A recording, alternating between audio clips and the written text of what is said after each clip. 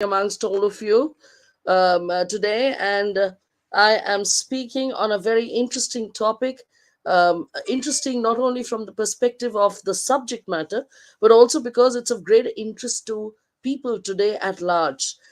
Thanks to the pandemic, thanks to the ever growing stress and tribulations of life, thanks to the ever growing tensions.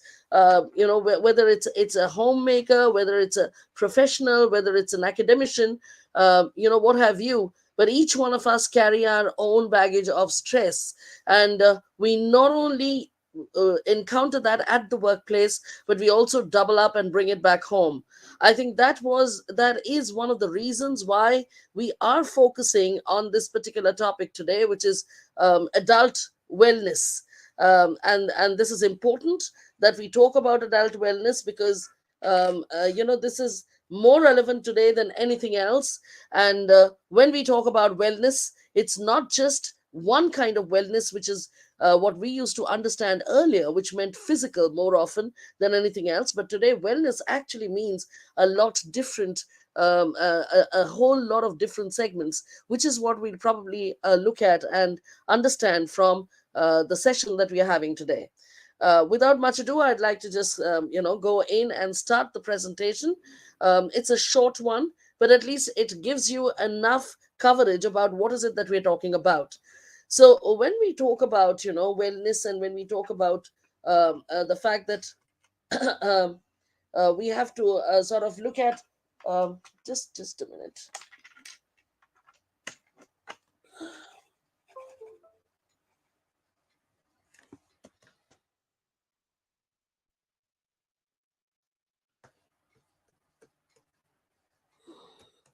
I'm sorry, the slides don't seem to be moving.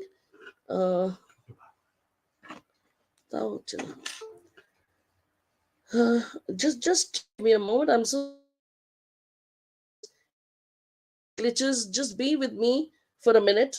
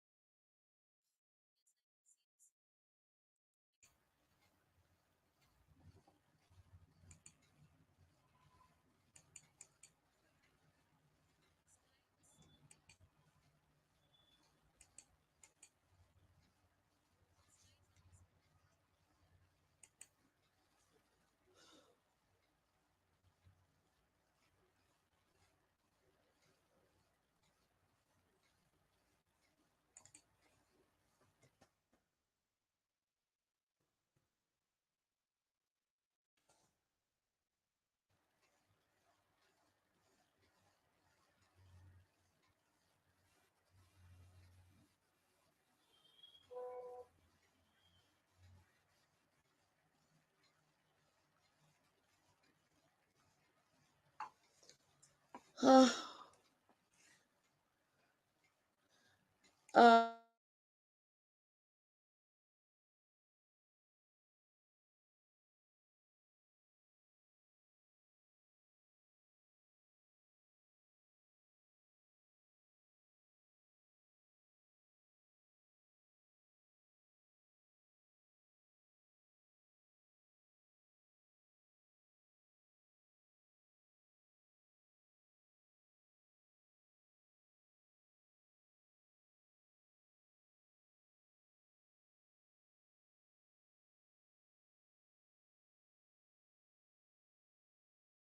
I'm sorry about this, but I think I'm just going to be doing this as a talk. Um, because it doesn't seem to be working. The presentation doesn't seem to be working, and therefore I'm just going to be using this as a talk with the topical items, and I'll speak straight extempore, and I hope you're hearing me on this. um,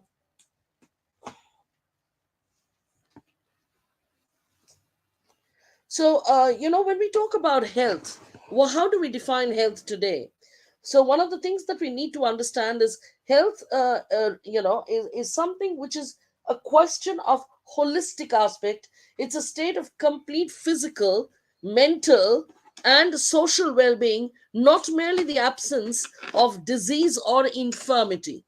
I think that is what is very, very important to understand, that it's not just a question of a disease being inflicted, but it's more in terms of a question of an overall holistic concept of health. And therefore, the next question that comes to mind is, what is meant by therefore well-being? Health is one thing. Health is being conscious about your physical, mental, and social and emotional well-being. But then, what is well-being?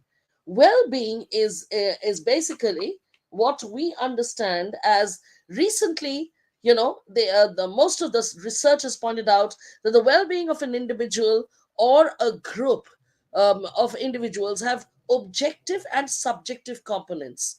When we talk about objective components, they're basically two. One is standard of living, and the second is level of living. I hope you're all listening to this: standard of living and level of living. And the subjective component is perhaps something which is the most talked about issue today, the most the most confusing issue too, because people have different interpretations of it. The subjective matter is what we call quality of life. Let's try and understand, what do we mean by the objective components and the subjective components. First, as we said, the objective components consist of basically two issues: standard of living and level of living. Standard of living. Now, the World Health Organization defines standard of living as income and occupation, standards of housing, sanitation and nutrition, level of provision of health, educational, and recreational, and other services, which may all be used individually as a measure of socio-economic status and collectively as an index of the standard of living. So when you look at all the aspects and when you put them together, that's what we basically understand as standard of living. And this is something which has been completely fettered by the World Health Organization. So if that is standard of living, what is level of living? The parallel term used, standard of living, in the United Nations document is level of living. So we are talking about two interchangeable terms. The first one is perhaps well and most importantly understood, which is standard of living.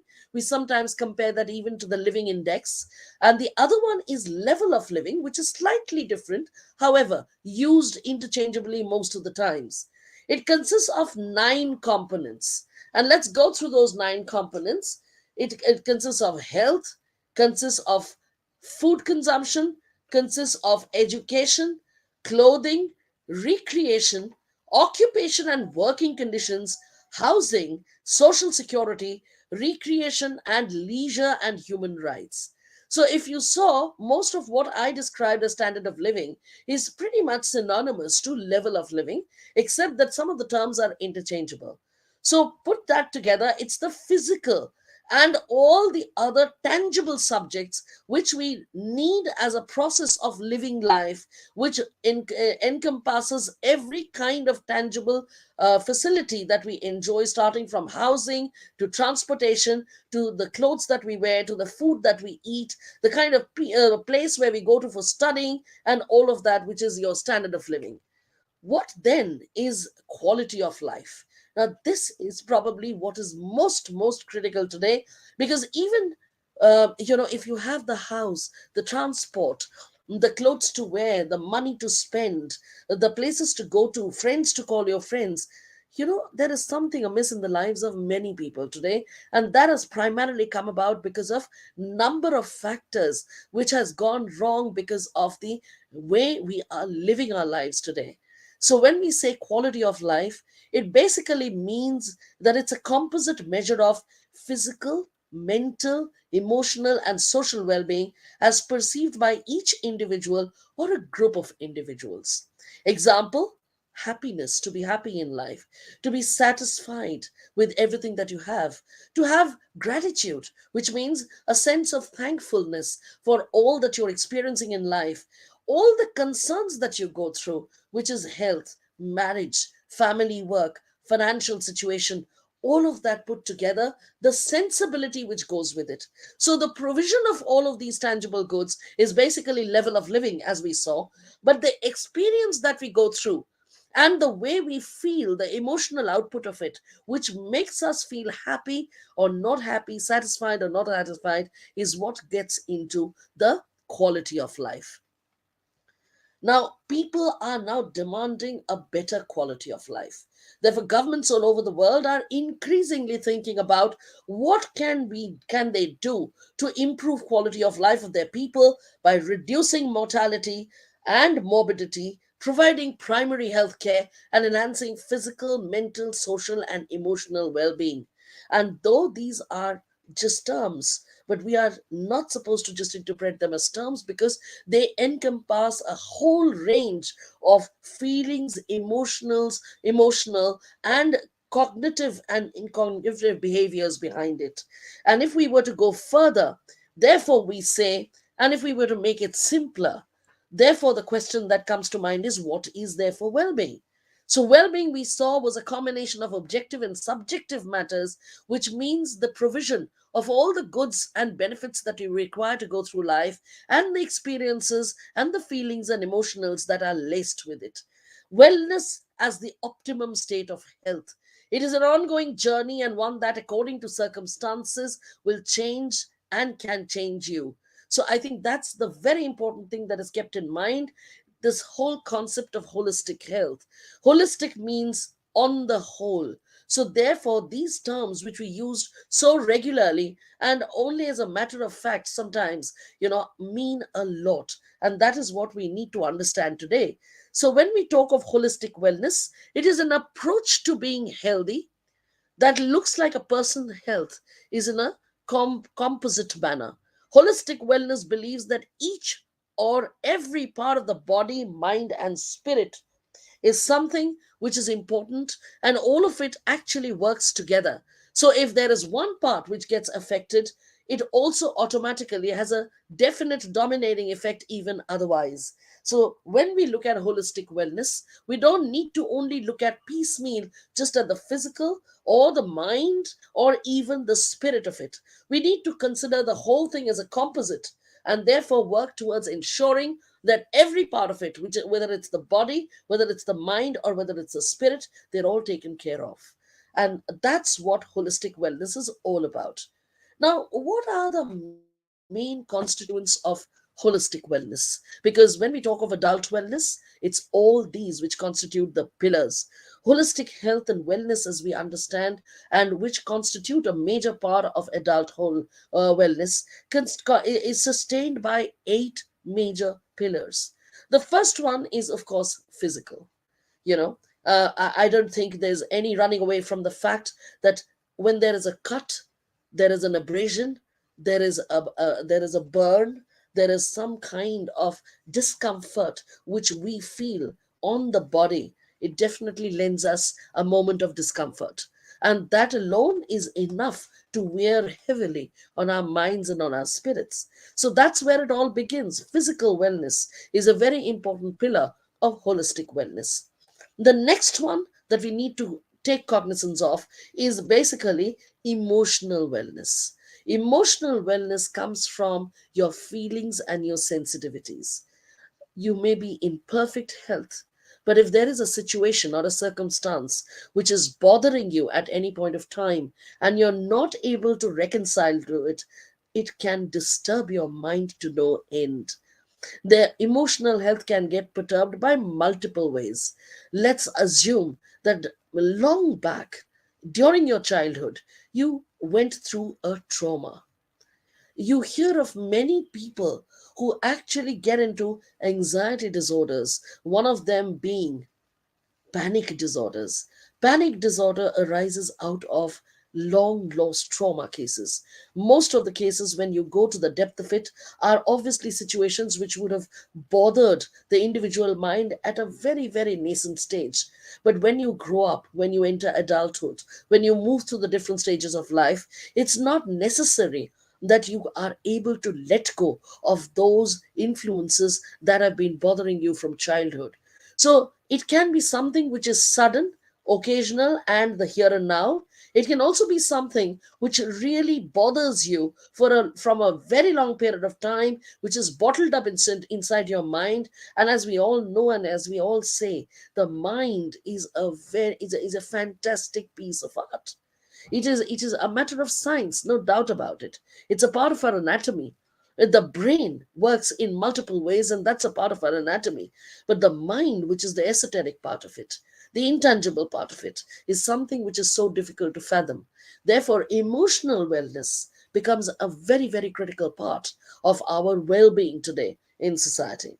The third important criteria, or pillar as we call it, of holistic wellness is really the question of social social wellness. And social wellness today, especially, friends, because we live in the era of social media, we live in the era of exposures, we live in the era where we are open to judgments, we are open to perceptions at every point of life. Social wellness becomes a very, very important part too.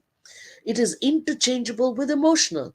Whatever happens on the social front goes on to influence our emotional part of our living in a very, very fundamental manner. And that is something which we really need to take into, keep in mind.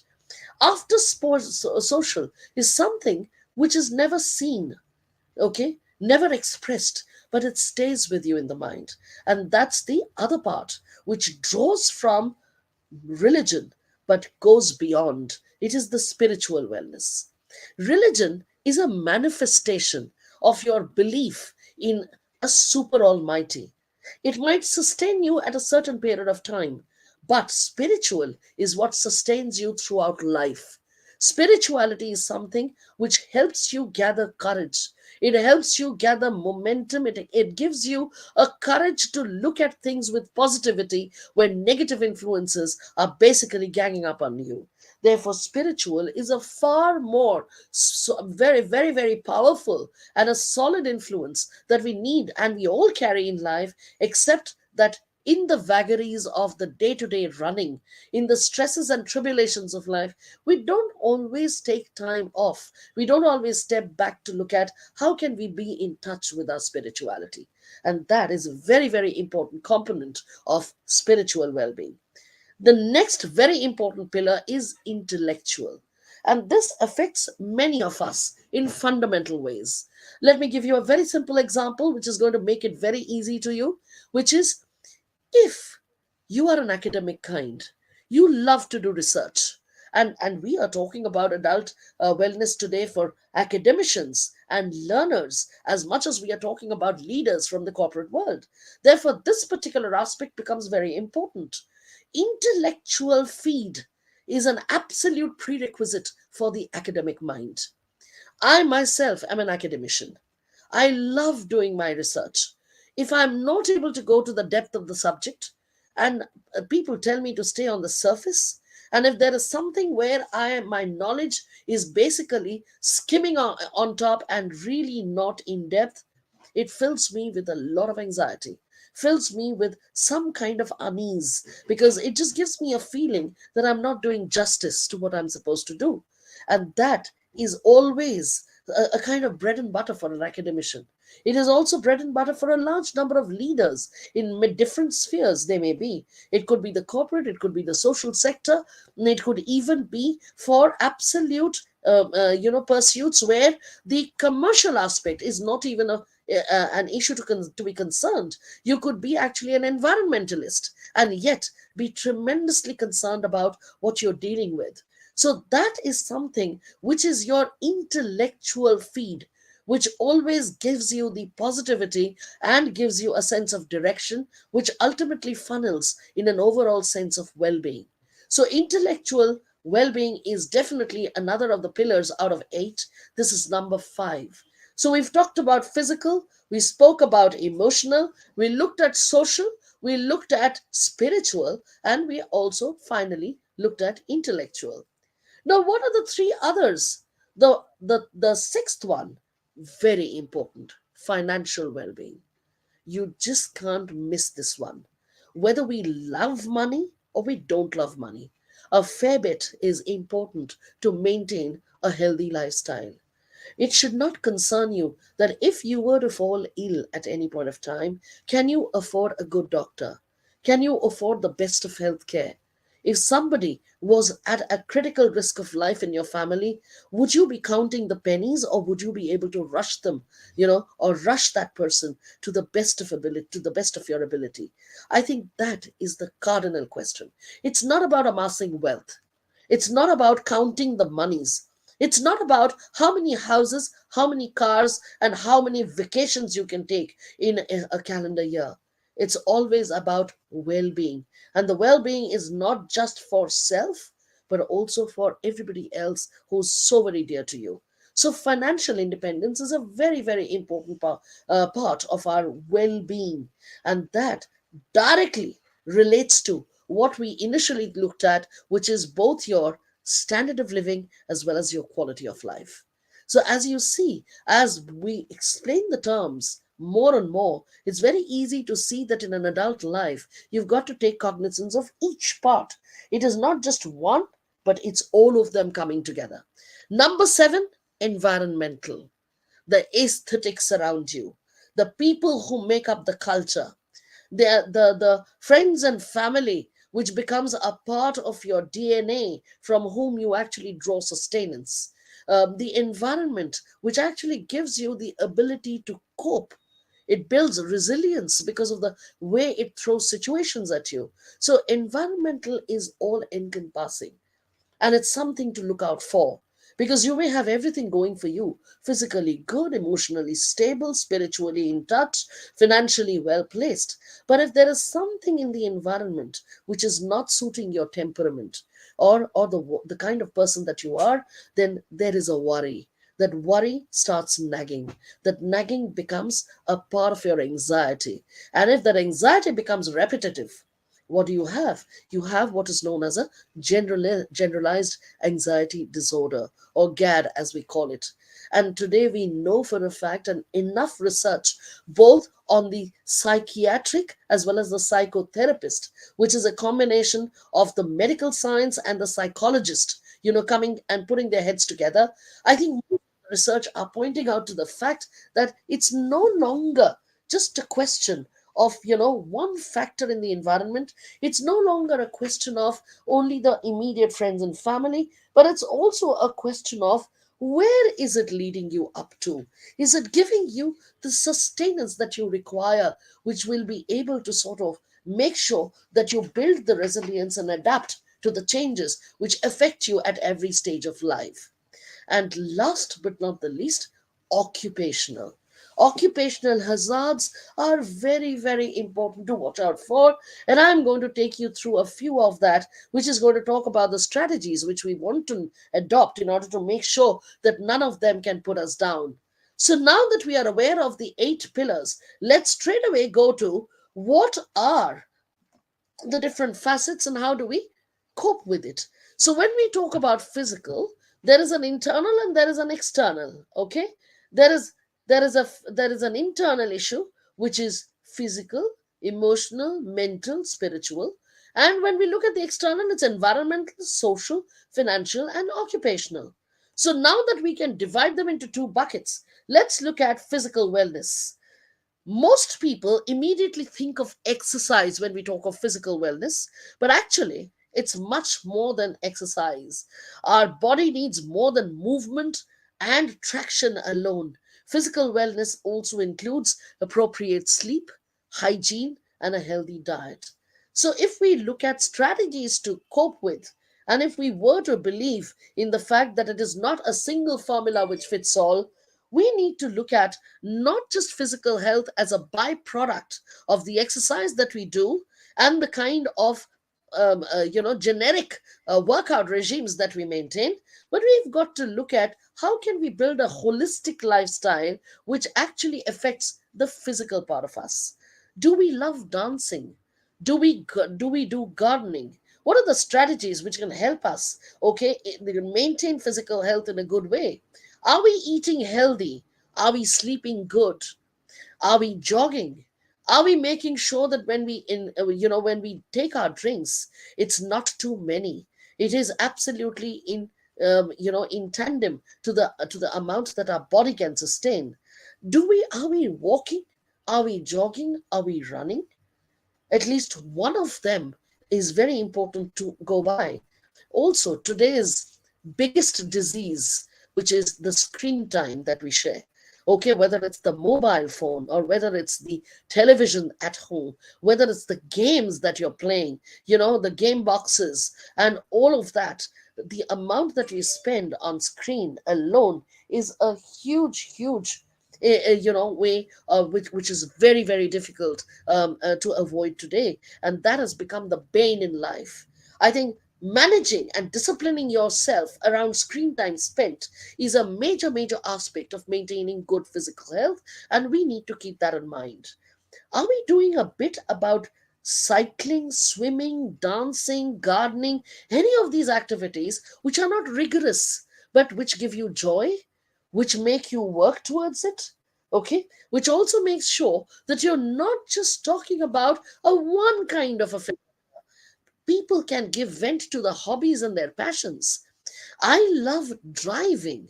Now, you may say that driving is only half the exercise, but the fact that I love driving, I think it's a major stress buster for me, makes sure that my emotional health is also taken care of. Apart from the fact that physically, I also sort of stretch myself.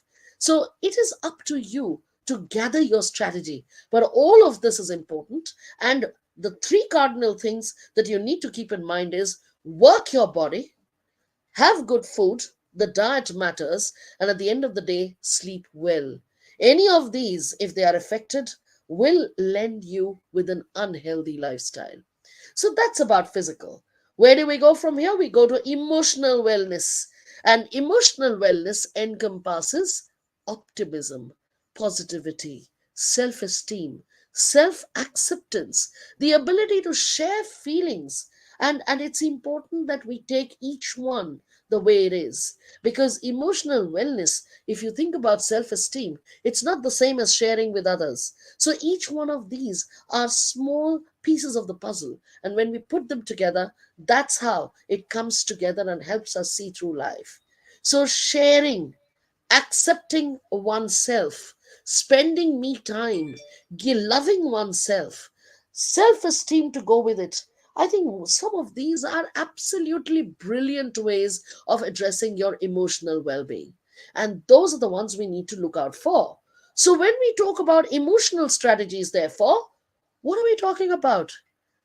The first thing is expressing feelings. If you have pent up feelings, if you have hurt feelings, if you're nurturing those inside you, stop right now. Open up your hurt feelings. Learn to forgive.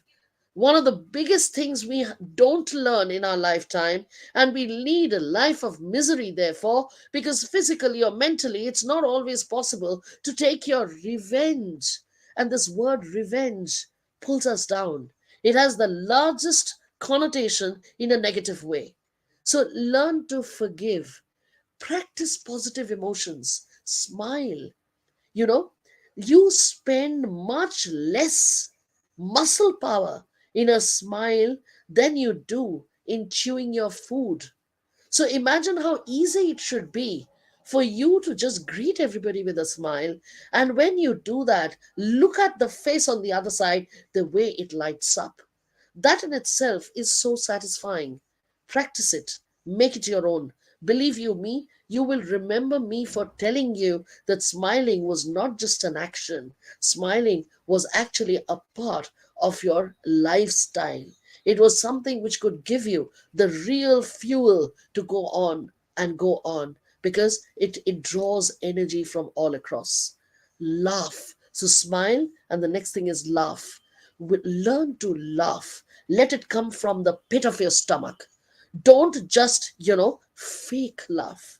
Don't try and pretend around laughter.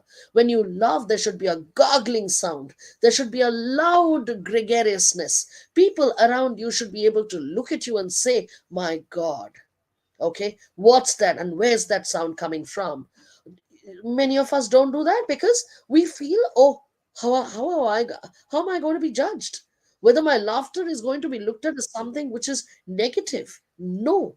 Laugh for yourself, laugh for the environment. There are people and people and people, and they will always talk about some of us. Somebody or the other will always pass a comment, somebody will judge.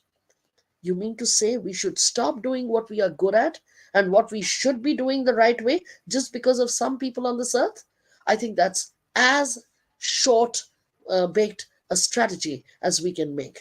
So open up your heart feelings, forgive people down the line, smile, practice positive emotions, laugh, be emotionally aware, be sensitive. The word empathy is not just a term. Practice it, and it'll give you the kind of courage and energy that you require. And ultimately, practice kindness. There is no substitute to kindness. The gratitude which you feel because life gives you so much, also practice giving some of it back. The kind of energy it'll give you, the kind of, beautiful feeling it'll lend you will actually last you a lifetime. So those are some of the important strategies, and I'm trying to keep it simple. I just don't want to get into a prescriptive mode here. I'm only picking up those things which are easy to practice, but very difficult to make them into habits. It is not just enough to practice, but it's important to create and internalize the same ones to make them into your daily habit. So that's about emotional wellness. The next one is social wellness. And social wellness is all about connecting with others to form positive relationships. And the word relationship is what is very, very important here. Harvard Business Studies study of adult development ran for 80 years, collecting data on hundreds of participants. A recent study on a subset of this population, which was surviving octogenarians, investigated the connectedness between marital satisfaction, social lives, and happiness.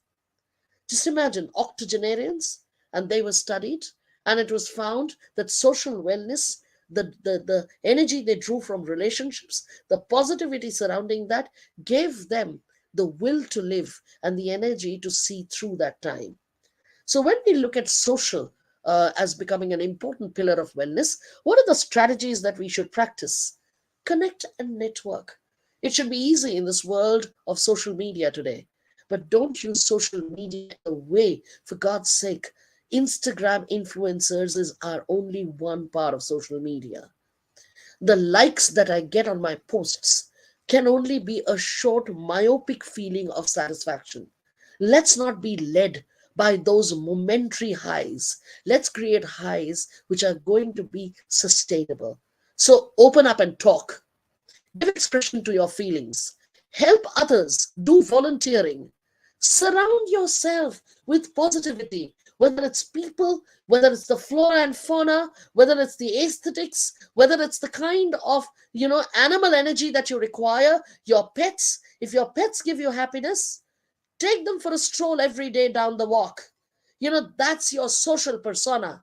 That's the way you want to be perceived, that you're a loving, caring human being, and the world should look at you that way. That's the messaging that you need to do, and that is the kind of connectedness with everybody around you that you need to cultivate. Ultimately, keep that spirit of exploration and adventure alive in you. Because if you kill those and you say, oh, I'm too old for it, because we're talking about adult strategies, right? Oh, you could very easily say, oh, I'm over that phase. I've heard a lot of people say that. I did it enough when I was in my 20s and my 30s. We've all heard life begins at 40. Today, people say life begins at 50. I don't even want to put a age. I don't want to put a chronology to it. Life is every moment that you live, whether it's tens, whether it's your 20s, 30s, or even the 80s, as we saw. The Harvard study talked about octogenarians. So, what are we talking about, 20s and 30s? So keep the spirit of adventure and exploration alive in you. Make sure that you're able to take it forward and you're able to harness the energy which comes through with it. Spiritual wellness, some of the important strategies we should look at: meditation. I think it's very, very powerful. And meditation can even be deep breathing every morning when the first hours are out, the sun is outshining, it is not yet burning down your back. It is that beautiful feeling of the world coming alive with the aura and the rays around you. And the air at that point of time probably is a lot more purer than as it gets murkier as the days go by. That's the time. Do your meditation. Okay, focus on something. Focus is a very important part of spiritual wellness. People who are unable to focus remain agitated, remain lost in thought, are not able to concentrate. You would have all gone through it, we have all gone through it, and we need to make sure that we actually don't allow all of this to inflict upon us. That's why meditation and focus. Mindfulness. I'm sure today we are all talking mindfulness, but what is mindfulness? Mindfulness is making sure that your mind is in the present. Don't look at spilt milk. Don't look at what happened yesterday. Don't carry that baggage which becomes a parasite, which becomes bottled up inside you into hitherto unexpressed feelings, which ultimately leads to emotional illness. Don't get into that syndrome. It is important to live in the moment. Similarly, just like you don't think of yesterday, what happened, you don't think of what's going to happen tomorrow. Don't build up anxiousness. Don't build up anxiety. Don't build up phobias. Don't build up those kind of social, panic moments. Because sometimes those panic attacks and the panic moments that many of us, go through, if repeatedly occurring because you're unable to practice mindfulness, becomes ultimately an important disorder, and therefore becomes a very important constituent of anxiety disorder, which has become probably one of the biggest so-called human disease today, more to do with the mind than with the body, but affecting every part of it. So, mindfulness is important. Live in the moment, enjoy the nuances, make sure that you're not only harnessing the good, but you're also giving back. And that is the composite 360-degree kind of living in the moment, which we need to practice. Many of you are saying, oh, it's so easy to talk, it's so easy to say this. Listen, we also didn't start doing it to perfection. All of us learnt it, heard it, saw it from somebody else. But then what we did was to commit to it. What is important is commitment. The first thing is accept it as a absolutely therapeutic value. Accept it as a therapy for yourself. Accept it for a strategy for yourself and then commit to it. A combination of acceptance and commitment becomes a therapy in itself. And it's something that is called an ACT therapy today. We don't need to go to a therapist. We don't need to sit down with, the saints and the wise men. You can simply say, I believe in this and I'm going to commit it to my lifetime. I'm going to make sure that I practice it. And that alone is going to do wonders. You do not need to go to any specialist, as they say. So it is important to commit to being focused, mindfulness. Say your prayers. If you believe in someone, say your prayers. It always helps. And if you don't believe in the super almighty, and if you think that the locus of control is within you, say the prayer for yourself. Say thank you to your body. Say thank you to your mind before you hit the bed and go to sleep. Say to your body, thank you for being with me throughout the day. Thank you for sustaining all the hits. Thank you for taking the toll. I live in debt for what you bring to me. Say the prayer for your body, say the prayer for your mind, and you'll realize what a potent and powerful thought it can be for your well being. So, those are spiritual strategies that you can very well practice as you go. Financial, like to spend a little time on this, maybe just 2 minutes. Understanding credit and debt. You don't need that in life. Spend less than you earn so that you don't get into that spiral of credit and debt. Save for the future. Put a little bit away for a rainy day. If it's a rupee in Indian term, if it's a rupee, okay, then maybe 25% of that can be kept away for a rainy day. 25% of it could be used for kindness, act of kindness, and to give back. And 50% can be distributed into doing good things within the friends and family circle, and also looking after a bit of your own luxuries. So it's a good amount of money, but distribute it well. Invest in the right place and ask for advice if you need it. Don't think I'm going to be taught as a financial moron. Somebody's going to say, oh, you don't have financial acumen. All of us were not built that way. We were not born with financial acumen. But then there's nothing that says we can't learn it. Budget for your expenses. Know what you are spending, on whom and on what are you spending. Create simple everyday to-do list, and next to the to-do list put down the amounts. It'll become a habit, it'll become something which will become a practice, and tomorrow it'll come naturally to you, so that at the end of the day, if someone were to step out of those boundaries, you could haul them up, you could state your fact, you could actually show a scenario, you could build a story, you could tell from life experience that, listen, it's important that we do financial planning. It's important that we understand what money can do for us. It can actually be a complete dividing line between wellness and illness in formidable ways. It can affect your mental well being, it can make you anxious, it can lead you to depression, it can even fill you with morbid thoughts if you start thinking you don't have enough.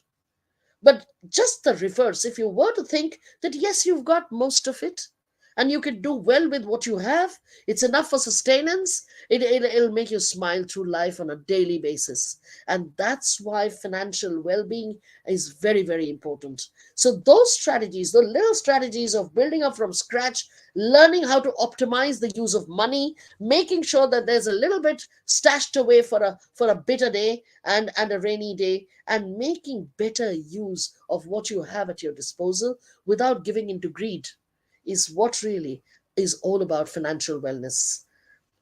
Finally, I would like to just simply touch upon occupational wellness strategies. Occupational wellness is all about, let's understand, it's preparing and making use of our gifts, skills, and talents in order to gain purpose, happiness, and enrichment. Occupational wellness also means successfully integrating a commitment to your occupation into a total lifestyle that is both satisfying and rewarding. It has to do with your job. It has to do with the role you play, not only in an organization, in an academic institution, but also in the society at large. Are you doing it because you like it? Most of us, many of us, go through life doing something which we never enjoyed even for a day. But it never strikes us that, do we have the option to possibly look at it as something that is changeable? Can we change some parts of our life if we try hard for it? Because at the end of the day, we are all skilled, we are all educated, we are all knowledge workers. We grow up knowing one kind of thought. Sometimes the influences of parents, influences of family, all of that becomes an overriding factor. But at the end of the day, you have to live for yourself. You have to do something which brings you enough happiness. It gives you that ability to be confident, to be, to be able to muster the courage to go through with risks. It makes you resilient, it makes you adaptable, and in today's world, it makes you agile, thinking on your feet, understanding common sense approaches. Sometimes we lose out because we are so tired We are so fatigued because we are not enjoying life. We are not enjoying what we do on a regular basis, that we lose out on those finer nuances. And that's where we need to make some corrections. So, what are the kind of strategies that you can use? Be active. Always remain active with something. I'm sure we all know that an idle mind is a devil's workshop. Therefore, let that mind ever stay idle. Next, ambition. I think we have to all understand ambition is good. Too much of ambition, not too good. Not only for self, but also for others. We are a social animal. We live because we are interdependent on each other. We need to muster ability to hone that ambition, so that not only is it productive for us, but it also becomes a direction giver, a road maker for even some others. Next, exercise caution. I think occupational hazards can come in various different ways. Whichever sphere you may be, you can always land up in a bit of trouble.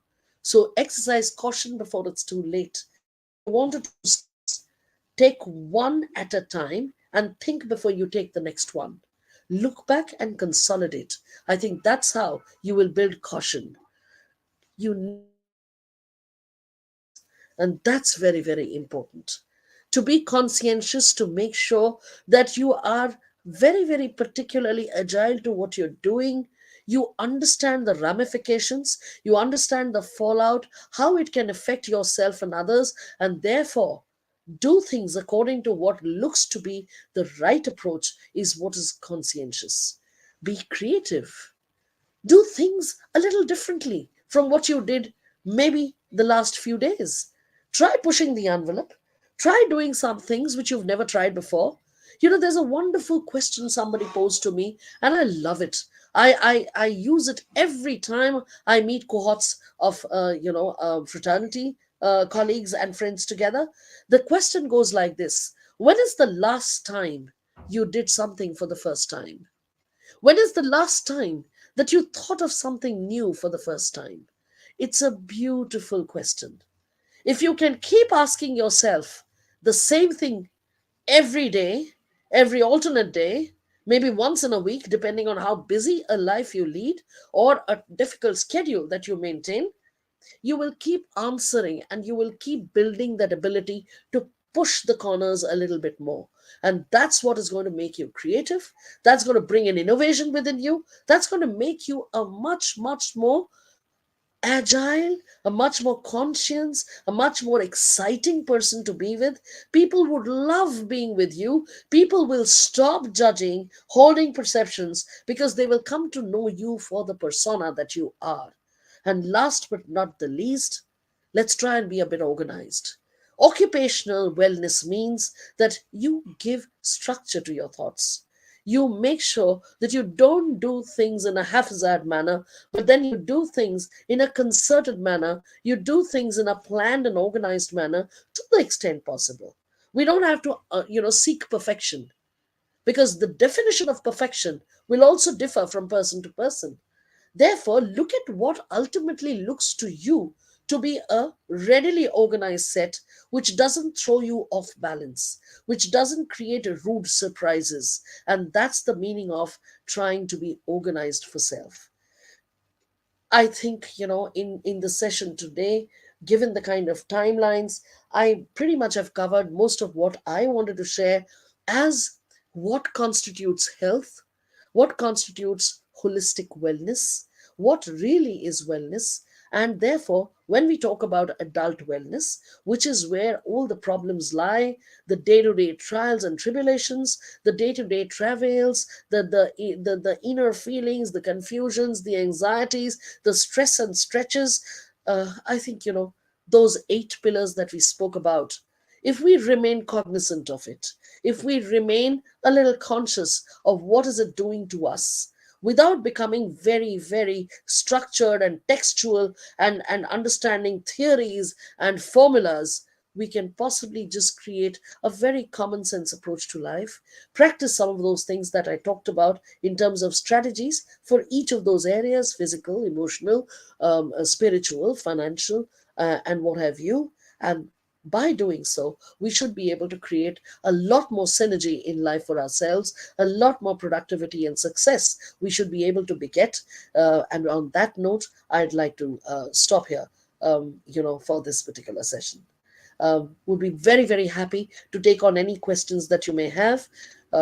This is Debjani Roy, and as a wellness professional, I think it's beautiful to be amongst all of you today's evening. So Yasin ji is asking what causes mental health problems. So Yasin ji, it all starts with anxiety. It basically starts with anxiety, and I'm putting things in a perspective. It could probably be anxiety drawn from multiple sources. Anxiety, a little bit of anxiety is a part of everybody's life. But when that anxiety becomes repetitive, when that anxiety becomes deep seated, okay, and most of it comes out of either some phobias that we carry, some social messaging that has happened, some kind of judgmental, some kind of people influences that we may not have enjoyed in life, some trauma, as I spoke about, which has left us scarred at some point of time, all of that bunched together, and our inability to cope is what creates ultimately mental disorder. Now it is something that needs to be looked at from close quarters, because we use terms interchangeably. Mental disorder does not have to mean that somebody is going mad. That's not the interpretation. Madness is something else. It is a state of mind which requires psychiatric treatment, if not more. But mental disorders can be a sense of morbidity, a sense of acute depression, a sense of loss. It can come from a sense of complete an alone feeling on this earth. It can actually plague you. It's like a plague. It just overtakes your personality. It makes sure that your behavioral syndromes, the way you behave, the way you speak, the way you talk, the way you come across to people, all undergo aberrations from the natural self that you are. So, mental disorder can be sparked off by any one of those, but ultimately results in you developing a very low and a negative feeling about self, your feeling of being threatened from quarters, your feeling about not being appreciated from any quarters. How satisfied are we with our life nowadays? Well, that's a very subjective matter. It again, as I went through the entire presentation, and I hope you did listen to some of the terms and some of the issues that I discussed. I did try and repeat them, in the course of my talk. Uh, how are we feeling about life is a question which is circumstantial, which is situational. Some of it are going to be curveballs which are thrown at you. Situations will arise and you would not be prepared for it. The pandemic has been a major example of that kind. People have lost jobs overnight. People have fallen ill because of the kind of mental disorders, mental distractions that have been created for them. Happy homes have been reduced to areas of abuse. Women have run into abuse because when they have moved inside home and they've been forced into work from home kind of situations, the rest of the home have felt that, oh, now they are back home, they're going to actually pick up the threads of work and they're going to actually get into domestic work without realizing that they are still working. And the whole concept of work life balance has gone for a toss. So these are situations that people have encountered over the last 36 to 48 months, and it continues. And we really don't know where the exact formula lies for that perfect happiness. But yes, if you were to identify the cause of what has resulted in those situations, and you start practicing some of these strategies that we talked about, especially at the emotional, social, and spiritual level, remember, because these matters are not physical, not so much physical, but more in these domains. If you start practicing some of the things we talked about, the meditation, the focus, the positivity, the ability to speak from the cells, I think it will take care of your thinking about what am I going through in life in a better manner. What causes well-being problems? So many things that we spoke about. Well-being, as we saw, is a concept which ranges from physical to emotional to spiritual to occupational to financial, all of it. right? So obviously, well-being problems can stem from any one of this. And that's what I was trying to say today, that when it comes to the fact that you need to watch out for your well-being, don't just look at one thing. We have to look at the physical, we have to look at the mental, and we have to look at the social. Because all of the three together, you've got to look at all and what is plaguing each area so that you can take care of your well-being. How to approach solutions at the workplace? So, my dear Sharanya, you've got to identify what is the area of bother at the workplace. Is it a question of esteem? Is it a question of actually berating yourself? Is it a question of self-pity? Is it a question of low esteem? Is it a question of bad relationships? Is it a question of not being able to live up to expectations at the workplace? Once you're able to identify the factor, that's the time when you then got to look at what is the kind of strategy I therefore need to adopt. If it's a question of competence and not being able to look up to, or live up to the expectations, build your skill base. Work on what more can you do to make sure that you hone your talent. If it's a question of esteem, look at what you need to do in order to get a better self-esteem. Choose your company well, surround yourself with positive people, practice speaking to yourself. There is huge power of the word. When you tell yourself that I'm going to be better this day, I'm going to be fighting all the negativity around me, that will start working wonders. Then the locus of control, I always said, remains within us. Nobody from outside can help you if you don't find your own solutions. So trust yourself, trust your word, practice it as a therapy, speak to yourself as a therapy. As I said, you don't have to go to a therapist, but obviously look at what you can do in order to make things better for yourself. That's how you'll be able to also counter problems, not only at the workplace, but also in any social syndrome, in any situation and circumstance. But at the workplace, yes, it gets a little tougher. So you've got to be a little pragmatic about it. Thank you. I think we have pretty much come to the end of the program.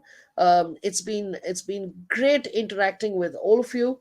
I hope I have been able to make some sense out of giving you some very very common sense tips about what can we do to develop certain homegrown strategies, some strategies which are practiced and well learned and well developed as important ways of looking at life, because it is only one life.